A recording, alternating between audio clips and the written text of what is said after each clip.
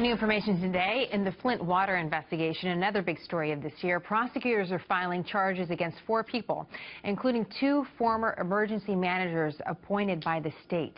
There are now a total of 13 people facing charges in connection with this crisis. It all started, by the way, back in April of 2014. It's easy to forget that, when the city started taking water from the Flint River instead of a treated system. Well, that water became contaminated with lead. Lead levels have fallen significantly, but residents are still urged to use water filters. Again, here we are 2 years later. The crisis in Flint leading Reuters to launch an investigation into lead poisoning in general. And what they found, it is truly astonishing. There are thousands of areas in our country that have even higher rates of lead poisoning than Flint. This is the map. This is the best we could do on your screen, but you can definitely see it closer online as well. These are some of the communities where there's toxins that Reuters found in their research of nearly 3,000 different communities. And that's only in the 21 states that agreed to share information. Joining me now, Joshua Schneyer. He's a correspondent for Reuters. He was among those involved in the investigation. Wow. Josh, so if you could, there's a lot there. What's the big headline from your investigation? What did you find?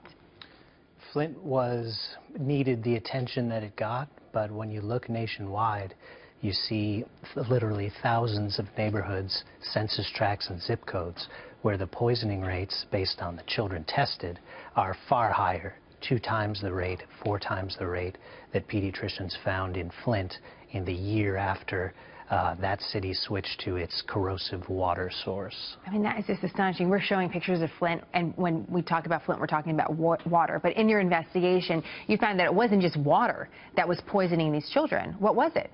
It's not just water. Water is one factor, one source.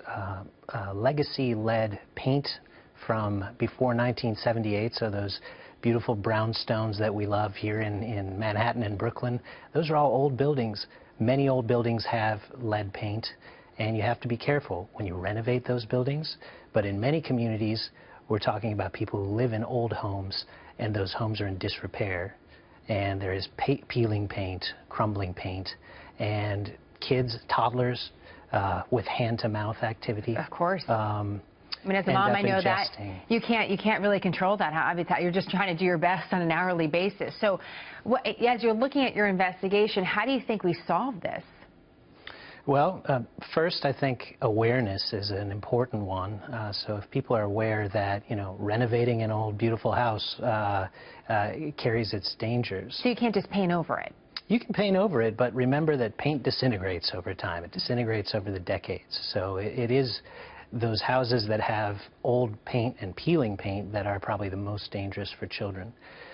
Beyond awareness, lots of things. The CDC, better collection of lead testing data. Let me ask you about that, because in New York City, for example, when I bring my children to the pediatrician, they are tested for lead. I mean, it's part of the test that is done, but I don't know if that's the case in other cities. And if our viewers are in a city where that's not the case, what do they do to find out if maybe their kids are being poisoned and they don't even know about it? That's so scary. New York State is one of 11 states that requires testing for all kids. Usually it's at age 1 and 2. And all Medicaid children are required to be tested across the country. Lots of states don't require the tests. As a parent, you could ask your pediatrician to make sure to have that test.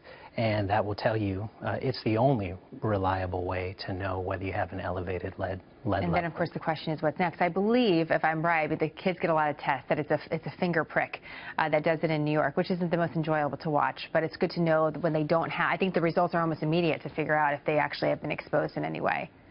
That's right. There's a finger prick test. There's a venous blood draw that is a confirmatory test.